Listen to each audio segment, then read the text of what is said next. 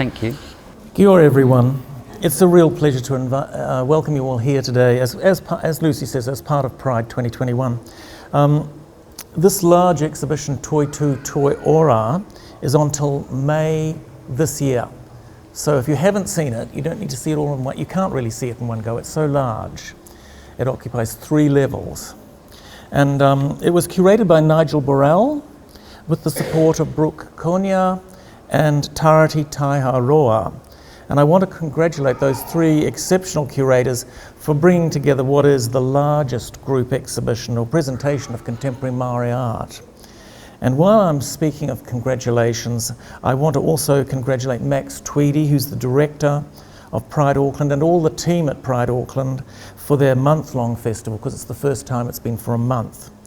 Reuben, a warm kia ora to you, and thanks so much for coming to Toi o Tāmaki on what I'm told is Valentine's Day. Yes. I did hear that. I didn't bring you a rose. You did not? No. But you did bring me chocolates. Reuben, you have history with Pride, and I thought we'd start just with that in terms of, I wonder if you would speak about your 2015 project for Pride, because a lot of people don't realise that that was an initiative of Pride to involve a collaboration and a commission of an artist. Even as back as recently as 2015, I don't think the arts community had quite a voice for the Pride celebrations. And in 2015, I was invited by one of the corporate sponsors of Pride, the ANZ Bank, to design a facade for their ATM machine in Ponsonby, which they then retitled a Gaytm, which elicits as much as these covers did a big smile. And I think that was my first need to reach into Pride, because it did bring a smile. So we very, very quickly had to turn around a design for Pride, and these had come off the back of Pride Sydney, where ANZ had set up 5 machines on Oxford Street for Pride Australia. And I felt personally that the images they were using on the machines were a little too generic and cliche toward the rainbow community. There were unicorns, there were rainbows, there was ideas of fetishism, denim, and so I wanted to do a project that maybe could include some Māori content and celebrate the inclusion of art within the diversity of the rainbow flag. And we turned around a cover I titled Freedom Flowers, which was flowering clematis blooms, native clematis blooms on it. Do you want me to keep going? No, I was just thinking, didn't that have some association with Queers Against Injustice? Yeah, I think the polemic content of quite a celebratory project made this a really interesting year for Pride. And what I guess I have learnt to acknowledge from the project is the true lack of transparency public art projects can have when they're trying to be diverse and they're trying to be inclusive. ANZ is a corporate bank, and I think that we can't help but go to them with give them a corporate identity. Yet at that time, ANZ were doing something I thought which was very forward for business, and they acknowledged diverse communities within their corporation, and it was the LGBTQI community within ANZ that facilitated this project to happen. Yet, because none of this was made transparent, it provoked Queers Against Injustice to pinkwash the ATM one night. And by pinkwash, it's a queer activism of a reclamation of identity, in part, by throwing pink paint over something, to reclaim something in paint. And the same activisms have been said about by glitter. Glitter being thrown at people, like Germaine Greer, I think, had one during one of her public interviews. And stuck to the paint was a manifesto.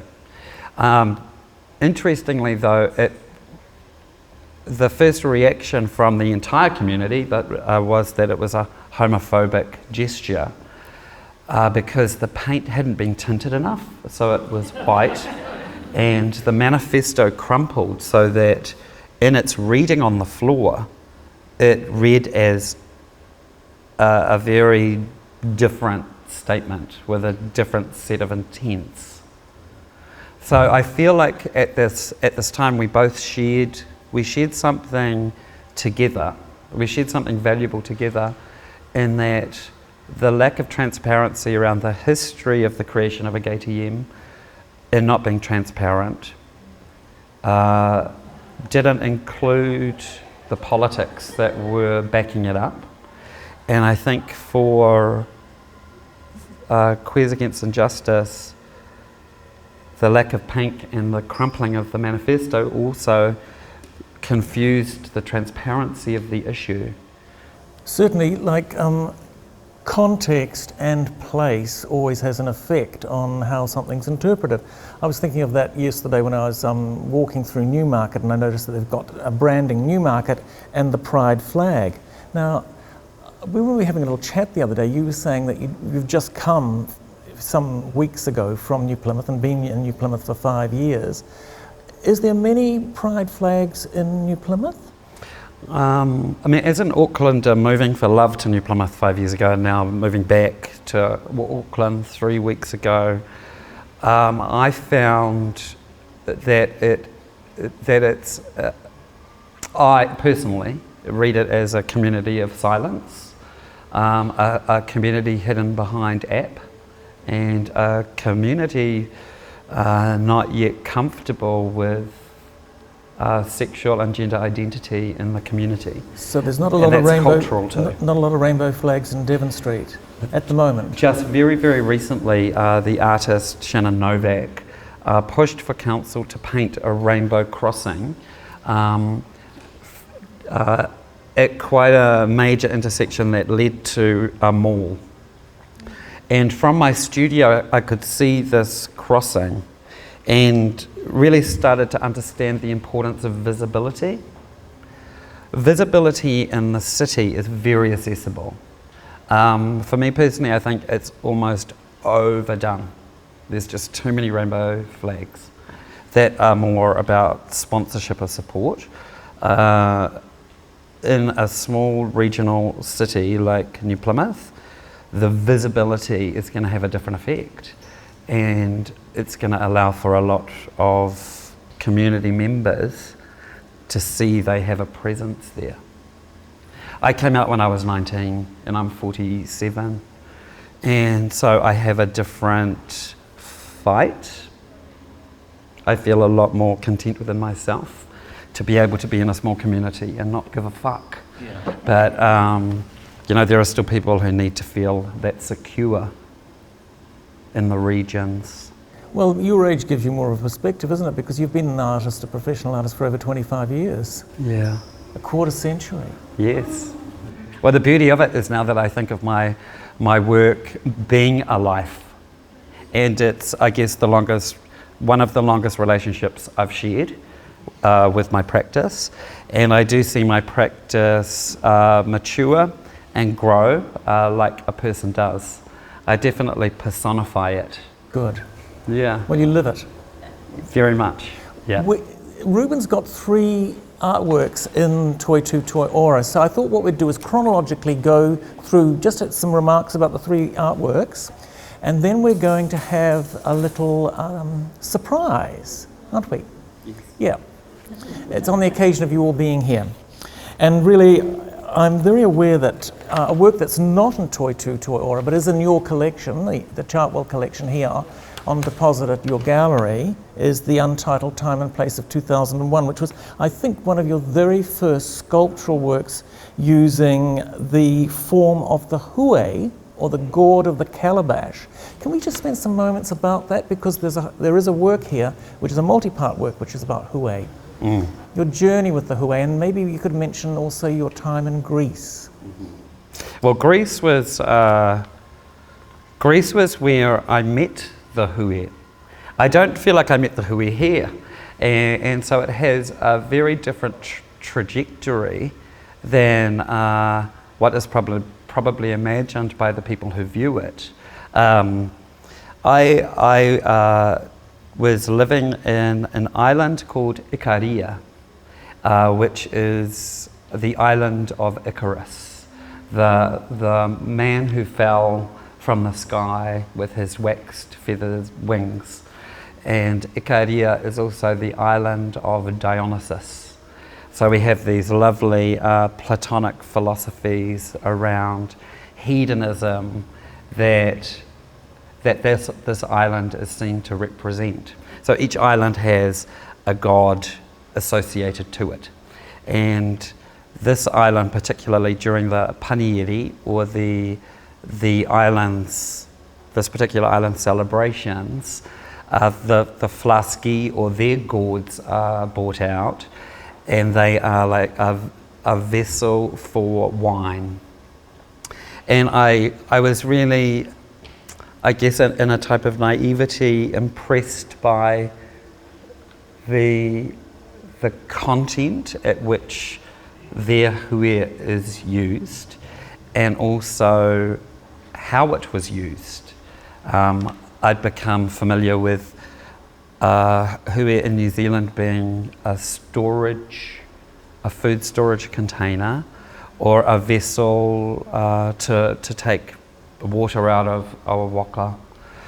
Very practical, and so I became very fascinated by how I think this may be the one vegetable that connects the entire world by purpose. It has such multi-purpose across multi-cultures, and it was there that I became really interested in the gourd as a commodity, as it would have been in the past because of its practicality. So I was growing them there and then exchanging them for dried gourds for which I would work on. And I think in a moment of homesickness, I was painting them with kōwhaiwhai in more colourways that are inclined toward me, but locating home within an entire Greek growing practice. So it's always been this idea of taking this title, time and place, and trying to mix up location and form a more communal identity around something as versatile and simple as a vegetable. The application of the pins, the pins and the sequins, was that happening in Ikaria as well? It did eventually happen there. It began there. Yeah. So although their decorative practice is to paint the flaski in miniature and really beautifully, I still was trying to connect to it as if I was a carver, and each sequin has to be knocked in with a hammer individually. So it's very much about time, literally, and about place, literally, because you have to be in situ to find your rhythm. And this rhythm interests me because it's a rhythm possibly found in carving. It's definitely a rhythm found in painting, in the painting of kōwhaiwhai, that I liked to stretch over again and become communal in its use. But they do take a long time to decorate, don't they? They really do. Because they're absolutely regular, totally regular. They're up in this north part of the upper grey gallery is the whole sequence of them. Do you imagine them ever being arranged differently, or is that the way that they're arranged up there, how you always imagine them being displayed? I like the way they're arranged upstairs because they're quite calligraphic, and you know, I've always thought of art as a visual language, and so here I think I can exercise that belief very literally, but also connect the hui back to ko whaiwhai. So take the idea of how the eye reads language back into the interior of a wharenui, and the way your eyes caress the sides, those carved po, that direct you up to those genealogical markers that are ko whaiwhai to the manawa, and back again over to the other side. And so I still wanted to have that sense of journey, whether it be physical or visual. But you are very aware when you look at those, if you stand in front of that sequence of gourds or hui, you're aware that the negative space between them is actually as important as the silhouette edge. Very much so, yeah. So they're almost like a irregular form of ko whaiwhai. Negative is such a beautiful and important space in ko whaiwhai, you know, is elegantly displayed in Sandy, it's pūhoro behind you. But it's not letting negative space operate individually. So it's just as much as honouring the surface and the light that employs the negative spaces around it. Well, this year marks the 20th anniversary that one of your very earliest paintings entered your collection, your art collection at Toi Tāmaki, the Kai Ahu Whānaua and his 3 sons. Mm-hmm. Now, can you talk about that? Because that painting has a history. It was included by the wonderful Ngāhi Mason in her landmark show Pūrangiaho Seeing Clearly, which was in November 2001, and that work's in a sense become an emblem of your painting. And wouldn't you say? A very early emblem of your painting. I do think it's an emblem, and I do look back very proudly at what those emblems are. You know, I was a very young artist, and we really must look to these powerful young voices that come through because they're so undisturbed and powerful and really visionary. And you know, and now that I'm older, I do look back and think, oh, you were brave to do that. But at the very, very core of these works is a lot of heart. Its journey begins with a lot of heart. A part of that trajectory was my time back then, at that very particular time, as a primary school teacher.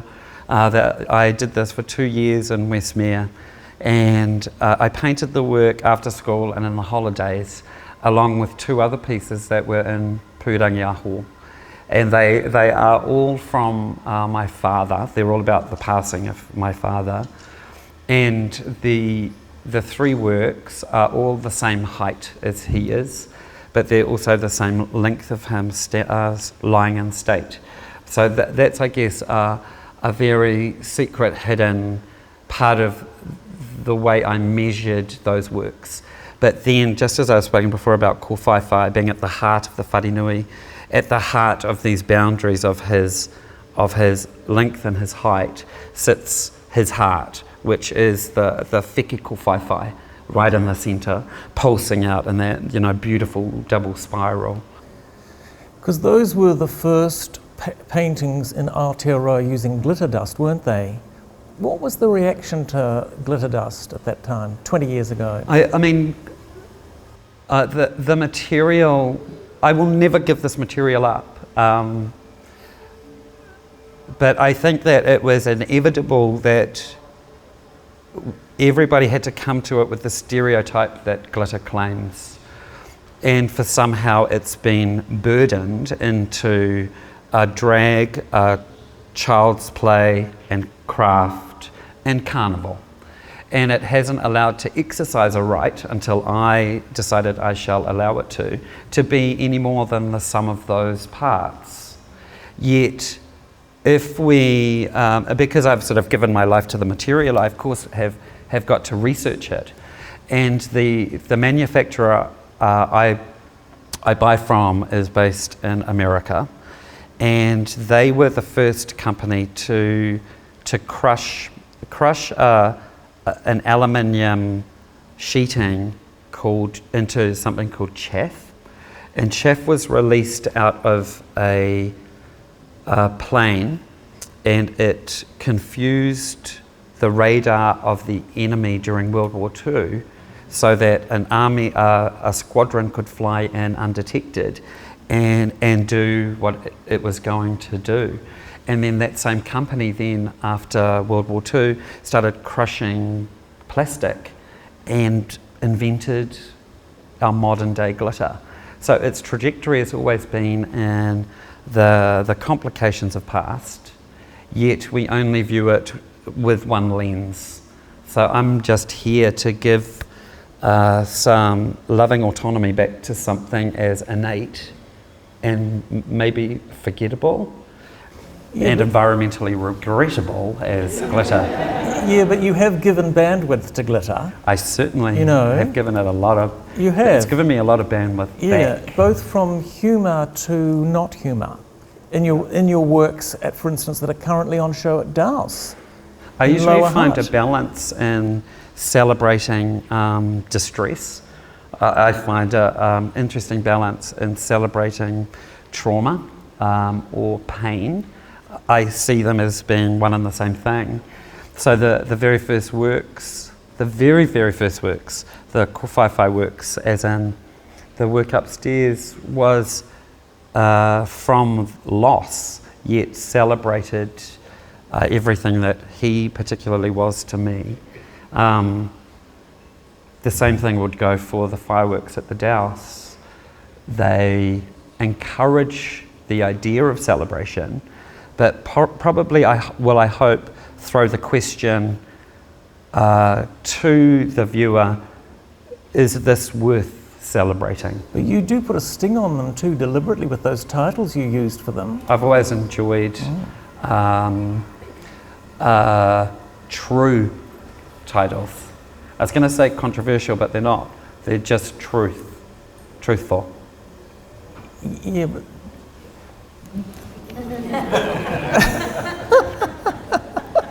I wonder which Stung one. with truth. You know, just 4 years after that painting, you did the work that's in Gibbs 1, which is a video projection. How did you come to decide to do a glitter surface for a projection? It wasn't... Did you do some tests at home? Or did it just come as a flash? I did. I had been given a projector, for your home, a movie projector. And so I did experiment on it with that. So it was an idea first that I wasn't sure would work. So you can imagine how excited I was when it did work. So did you use different coloured glitter initially? No, I think I did it on white first. But I thought it could be very interesting because the material needs light to activate it. So I liked that you could at once center the instrument that was projecting light as well as add the image into it. I like that. But light has always been essential to your practice, hasn't it? Very much. Completely, right from even your student days. Yes, yeah, light has. It's such a weighted metaphor, and it is so importantly a part of the history of art. If we think back to how it was used around iconography and to describe a sense of something else, something spirited, something ethereal, something that could not be spoken of. The invisible finally had a presence. Do you think light's always going to be a vein in your practice? I think that light is becoming even more epic And I think even if, like when we discuss the surprise, I think that if we remember, it might even be interesting to talk about how light is being used in that instance. But you've experimented with the different use of raking light on your artworks, haven't you, in terms of the available light? Oh, I think that that not all glitter is made the same, and that mine is UV protected, so it can afford to be stimulated. What a great word to use for glitter. It can be stimulated by nature. So you've got these lovely plays between the opposites again, between the plastic and the manufacture and the real world. So do you have a preference between natural light and or artificial light, or do you like the two together? I prefer artificial, actually. It's a little bit sharper. If I'm talking about how the works are seen, I prefer artificial because they're static. But what I enjoy about natural is that, you know how a sun will fleet across a work? It sort of exposes it like a laser or something. I quite like that. That it may unearth something new as it rakes. In 2009, the Gallery of Modern Art at the Queensland Art Gallery commissioned you to do an incredibly major installation, of which one of the key works in that presentation, Whakapapa, Get Down Upon Your Knees, has now entered your collection courtesy of the patrons of Auckland Art Gallery just last year. How do you feel about that painting coming into the collection 11 years after it was made? Well, you know, strangely, large works can be cumbersome to carry around with oneself for too long. And just previous to the work being discussed as possibly being a part of the collection, I had wanted to break it into singular pieces. So really the gallery saved it as its own community of four. So that's how grateful I am, for starters. That it's sort of fascinating that a work sometimes takes a while to settle into its new home. Certainly to find its public life. And to find its new public life. And I don't know if I can much explain time and how that worked with this piece.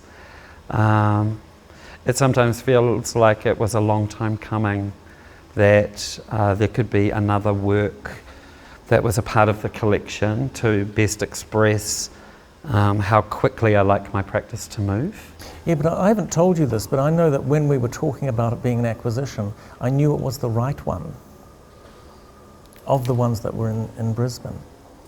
That one.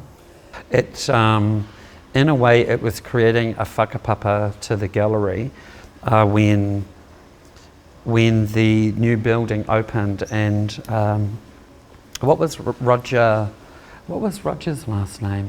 Who was working in education? Taberner. Roger Taberner, dearest Roger, invited me to be the inaugural education room artist. In this building when it was redeveloped a decade ago. Yes, and that work formed a part of the room. So in a way it had started its own connection to the gallery. It came in and went out, and now it came back in and again. And now it's back in like the sea. Forever. Yes. Now, dear friends, we're going to take a moment, if you like, and we had a little laugh about this because I thought the phrase I might use is we're going to out the presence of the future right now, and we're going to talk about something that you will be the first members of the public to hear about.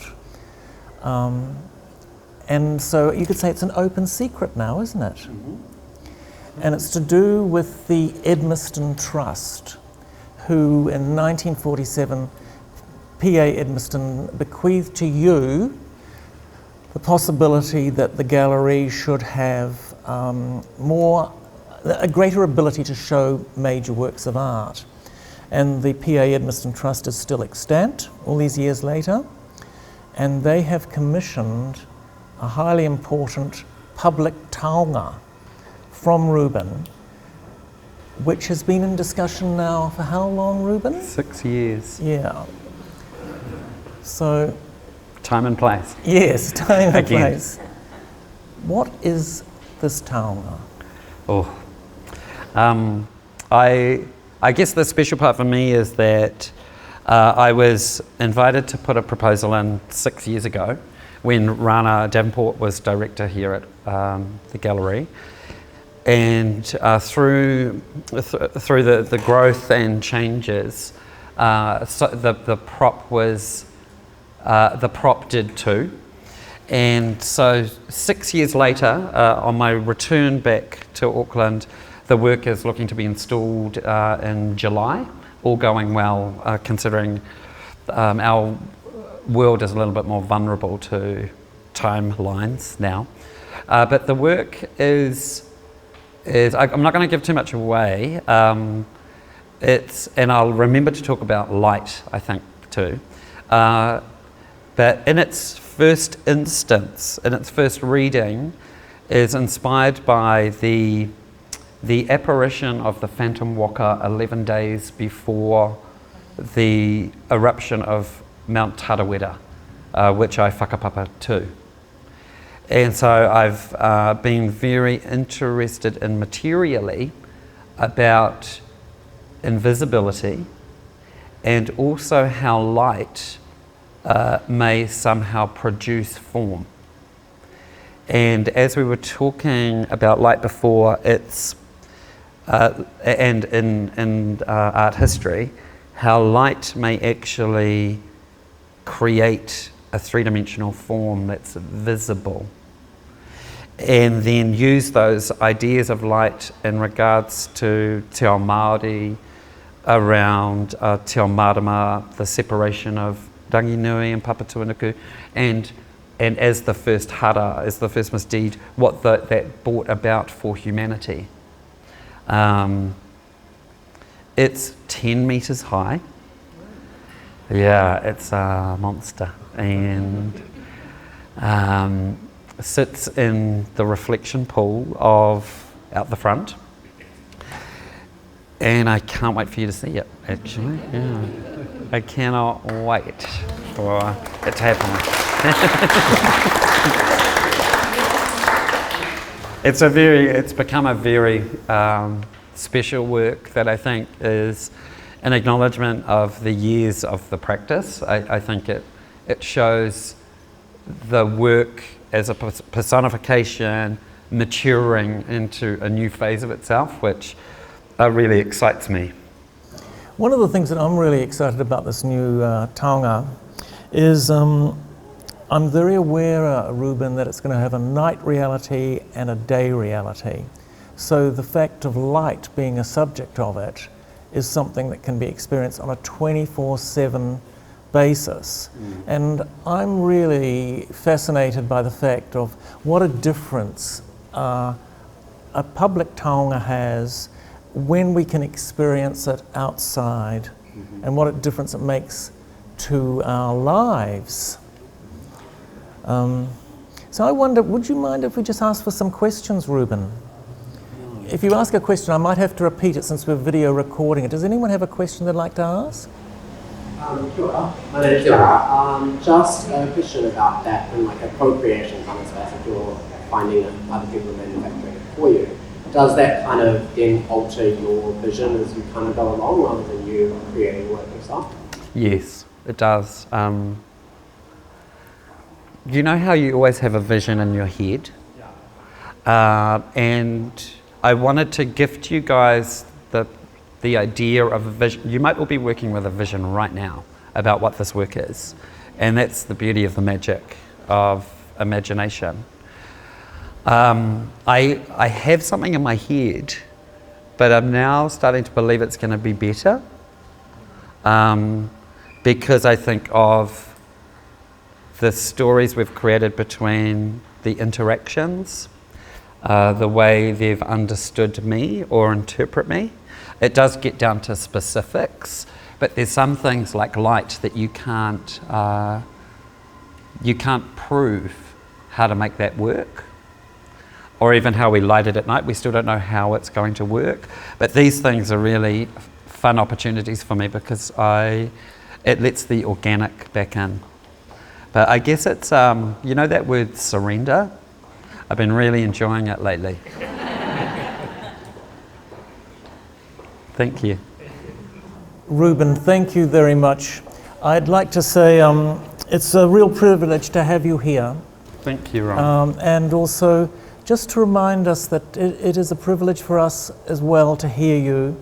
And it's good that you've returned to Tāmaki. Thank you for coming back to Tāmaki.